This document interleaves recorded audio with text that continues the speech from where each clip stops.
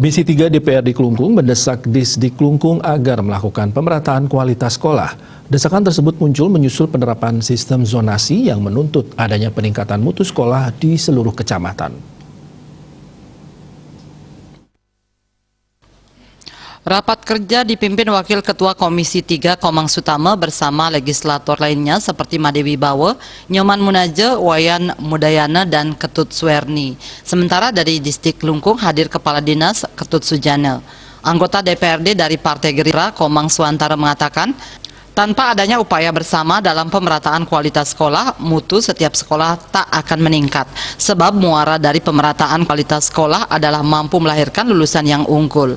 Karena itu pihaknya menuntut Disdik untuk mampu meningkatkan mutu semua sekolah dan mampu menghapus kesan adanya sekolah unggulan maupun sekolah favorit.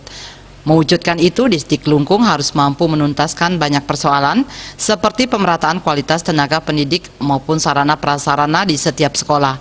Sementara itu, Kepala Dinas Pendidikan Klungkung Ketut Sujana menyampaikan, kendala utama mewujudkan pemerataan kualitas sekolah adalah kesenjangan sarana prasarana sekolah.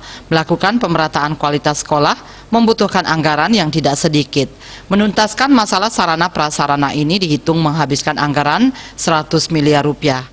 Selain masalah sarana dalam mewujudkan pemerataan sekolah, setiap guru semestinya juga harus siap ditugaskan di mana saja, sebab sistem zonasi menuntut adanya pemerataan kualitas sekolah di semua zonasi, supaya semua siswa mendapatkan hak kualitas pendidikan yang sama. Kekurangan tenaga guru juga menjadi kendala. Saat ini kebutuhan guru untuk jenjang SD sebanyak 1.164 orang. Dari jumlah tersebut, guru PNS 929 orang, sehingga kekurangan sebanyak 225 orang. Kekurangan ini sementara ditutupi pemerintah daerah dengan merekrut guru kontrak sebanyak 261 orang agar kegiatan belajar mengajar tetap bisa berjalan. Tidak hanya guru SD, kondisi serupa juga terjadi pada jenjang guru SMP. Mas Tane mengatakan kebutuhan guru SMP sebanyak 669 orang. Dari jumlah itu guru PNS sebanyak 505 orang, sehingga masih kekurangan guru PNS SMP 164 orang. Kekurangan ini sudah ditutupi dengan guru kontrak sebanyak 159 orang, kurang lagi 5 orang dari kebutuhan. Bagiarte Bali Pos melaporkan.